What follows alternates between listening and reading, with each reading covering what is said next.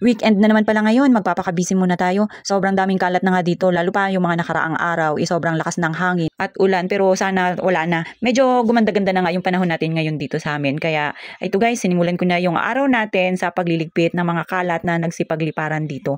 Pero nagamit din nga pala ito ng mga nagtatrabaho. Nakaraan dito sila kumain. Gawa ng panay-panay nga po ang ulan at hindi sila makakain dun sa labas. Pinapasok nga raw sila ni nanay para dito na kumain at dahil nga maulan at ang kanilang pagkain ay mauulanan. Abay, talaga naman may mabuting puso rin pala talaga itong si nanay guys.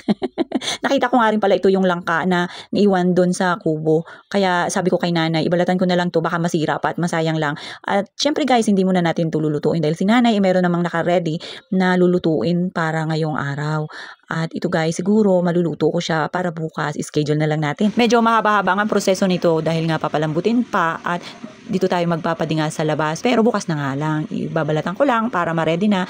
And marami po talaga tayong gagawin ngayong araw guys. Hindi ko nga alam kung paano ko hahatiin yung aking katawan. Ito nga pala, kasama ko yung aking little boy dito na nanonood sa akin. Ganyan lang yan. Hindi yan magpapahiwalay sa'yo. Laging nakadikit ka, hinayaan ko na rin baka umiyak pa. Ito nga guys, kanina si nanay, may tamang pa-video-video rin dito sa kanila. Nire-ready na nga pala nila ito yung kalsada para guys magbubuhos sila ngayon. Diyan sa kabilang side, yung natitirang side na wala pang semento, yan yung last na gagawin nila dito. And syempre guys, last na siguro yan yung ating kanal dyan na tatakpan. Ito nga si nanay, kinakausap pala nitong si kuya, nakafocus sa kanyang binivideo. Nawawala nga daw yung pala na naiwan. Kasi nga pagka tapos nila trabaho, minsan iniiwan lang nila dito sa gilid ng kalsada. Kaya hindi nila naipapasok dito sa loob ng bahay namin. Minsan kasi sobrang busy ni nanay or nagpapatulog siya kaya kaya hindi niya naririnig.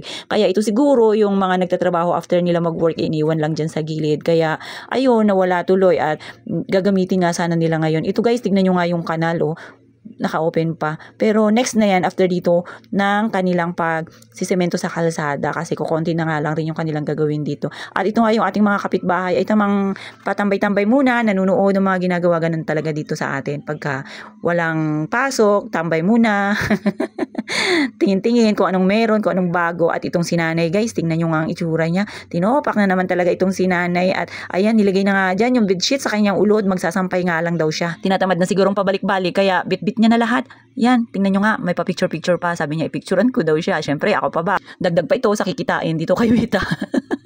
Yan guys, nandito na si nanay at inyong mapapansin. Tingnan nyo, busy-busy yung mga tao. Mabuti na lang, maganda yung ating weather ngayon guys. Tingnan nyo nga. O, di ba? Medyo lumabas na yung araw. Sana ituloy-tuloy na buong maghapon ng ganyan. At ito nga si Yayam talagang hindi rin papahuli. Sama-sama rin talaga dito sa amin ni nanay.